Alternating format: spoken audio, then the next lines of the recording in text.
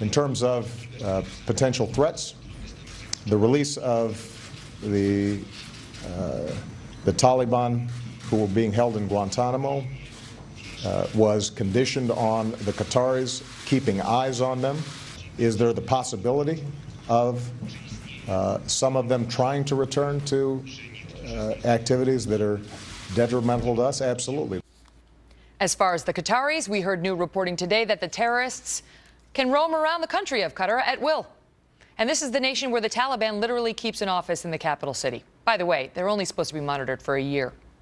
Next, the Senate Intel Committee met behind closed doors to learn more about Sergeant Bergdahl. Fox News confirming with sources this morning that when Bergdahl left his base, he left a note, this is right before his capture, expressing disillusionment with the Army, disillusioned with being an American, and suggestions that he wanted to renounce his American citizenship and to go find the Taliban. We reported similar concerns when we interviewed two soldiers last night who served with Bergdahl in Afghanistan in his platoon. Cody, do you believe that Bo Bergdahl served the United States with honor and distinction, as she said? He did not serve the United States with honor. We all took an oath. He violated his oath when he deserted us and put other Americans in jeopardy.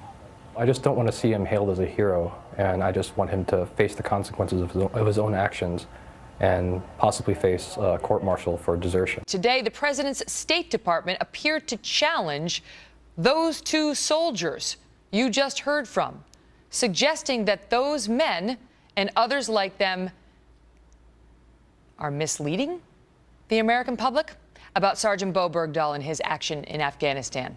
Here is Fox News producer Luke Tomlinson questioning State. Does the State Department consider Sergeant Bergdahl to be a deserter? The State Department, no, Lucas. Look, what we've said is we are going to learn the facts about what happened here. According to those around him, his platoon mates, his squad mates, company mates, they said he walked off Some the of base. them, there are conflicting reports out there about this. The guys on national television last night, his squad mates, platoon mates were not correct. I'm saying we don't know the fact pattern yet here. We don't. Nobody knows exactly what happened that night. Well, I think his squad mates have the best indication what happened that night. I don't think that that's They the case. don't have the best information? Joining me now is Fox News strategic analyst Lieutenant Colonel Ralph Peters. Ralph, I know that you say you have never witnessed such outrage from our troops. The State Department's unwillingness to at least give the servicemen who served with Bo Bergdahl their due probably won't help. Well, Megan, what you just saw and heard was Benghazi 2.0. A political flunky in the State Department insisting that she knows better what happened on the ground than the soldiers in the front line or the people in a firefight. The arrogance is boundless. And, you know, I wish the Obama administration, if it can't have the grace to be decent about anything else, at least stop insulting our troops. I mean, she called those soldiers from the front lines liars. And by the way, she's the liar. Because I can tell you from the first days, for the first hours, the military knew exactly what Bergdahl's status was, and I have never heard of or seen any report to conflict the allegation that he is a deserter. Never. But, Megan, if I just may, this is an example of a very deep cultural divide between Team Obama that knows nothing about the military and cares less, and those who actually serve. And I think when you really listen to Susan Rice and Obama, I mean, they think that desertion is kind of like skipping class. You know, you're hungover Monday morning, so you don't want to get up and go to Gender 101.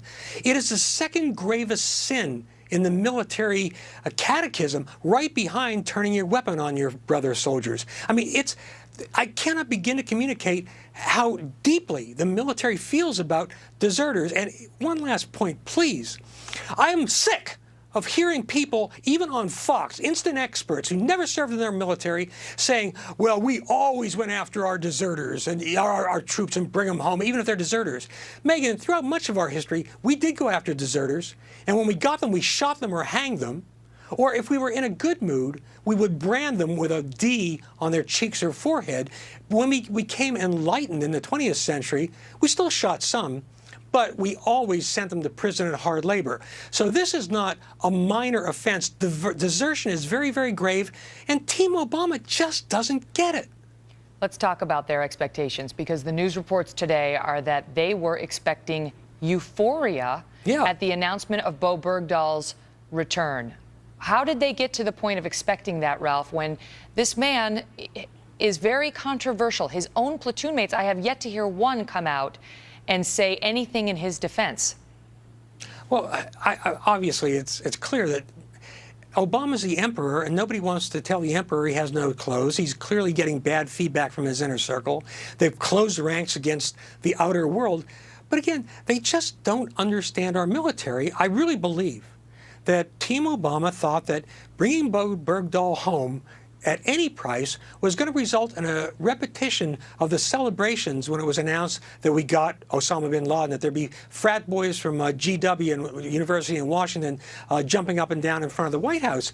They totally misread the American public and deeply misread our military. Now, I don't really think all these angry soldiers want to lynch Bo Bergdahl. I think what And they say really that. want, They say they don't want him being called a hero. And I think they took exception to Susan Rice saying he served with honor and distinction. The two guys on our program last night said, no, he didn't.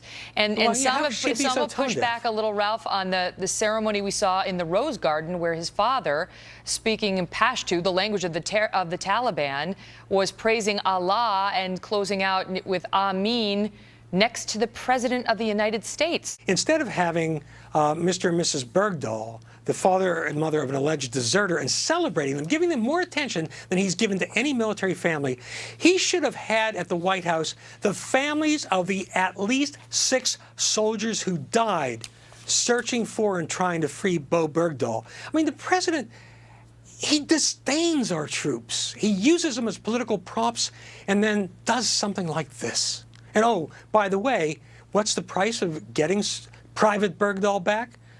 We released 5 of the most dangerous terrorists in the world.